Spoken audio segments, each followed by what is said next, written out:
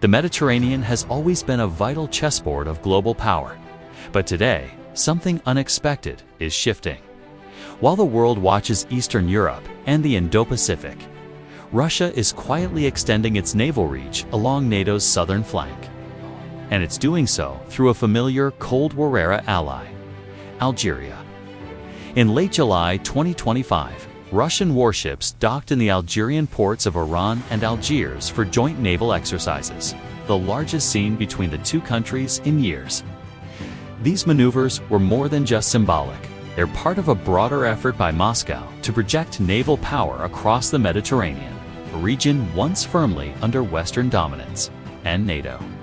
Particularly countries like Italy and France is taking notice. Earlier this year, Italy's Prime Minister Giorgia Meloni publicly warned that NATO's focus on the east was blinding it to risks emerging in the south. According to her, Russia is testing NATO's resolve by building naval access points in North Africa, especially as instability grows in places like Libya and Syria. With Tartus in Syria increasingly vulnerable, and Russia's influence in Sudan expanding, Algeria may be the next crucial node in a Russian naval triangle across the southern Mediterranean. Algeria has long played a balancing game. It buys the majority of its weapons from Russia, maintains decades of military cooperation with Moscow, and remains one of Africa's largest arms importers. Yet it also maintains dialogue with NATO and sells energy to Europe. Algerian leadership has traditionally embraced non-alignment, but these joint drills suggest a deepening relationship with Russia, particularly in the defense and maritime sectors.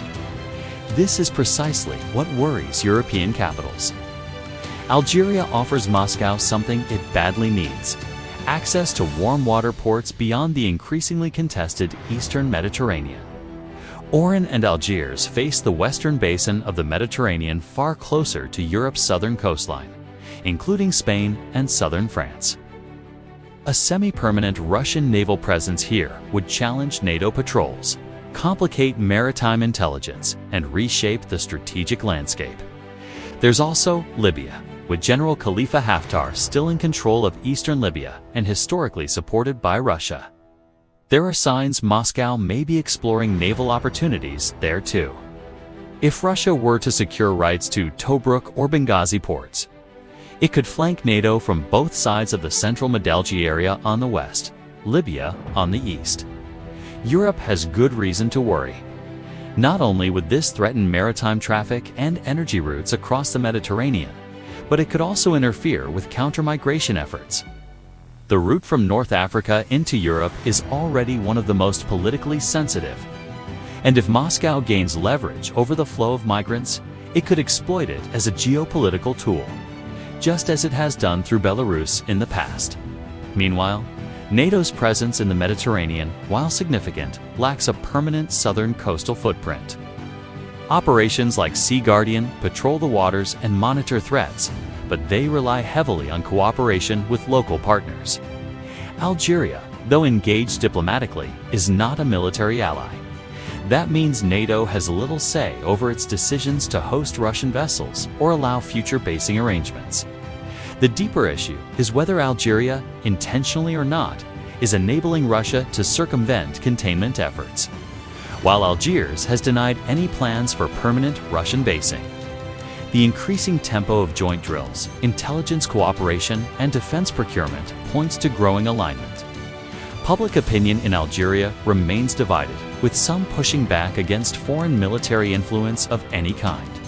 But if economic and political incentives align, it's not unthinkable that Russia could gain more than just temporary docking rights. This leaves NATO with few easy options. Pressuring Algeria risks pushing it further toward Russia. Ignoring the shift leaves the alliance exposed to surprise. Already, Italian and Spanish naval commands are reassessing their southern maritime posture, calling for more surveillance assets and deeper intelligence sharing with Tunisia and Egypt. What we're witnessing isn't just another military drill. It's part of a slow, deliberate pivot, an effort by Russia to reshape the balance of power in the Mediterranean Sea, using diplomacy, arms deals, and soft basing access. For Moscow, this is about strategic flexibility. For NATO, it's a growing headache on a flank long thought secure. In the end, the Mediterranean may not see the kind of high-intensity confrontation we associate with Eastern Europe. But influence, presence, and access, these are the currencies of modern naval power. And Russia, through Algeria, is quietly building its bank. The only question now is whether NATO sees this for what it is, a strategic advance, not a sideshow, and whether it's willing to respond before the map changes again.